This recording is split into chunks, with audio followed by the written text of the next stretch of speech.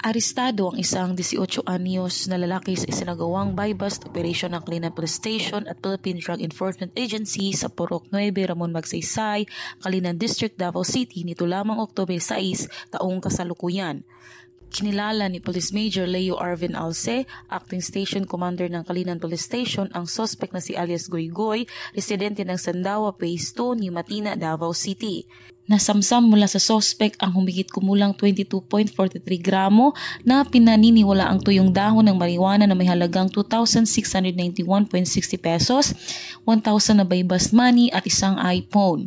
Ang suspect ay nasa kustudiya na ng Kalinan Police Station at maharap sa kasong paglabag ng Republic Act 9165 o Comprehensive Dangerous Drugs Act of 2002.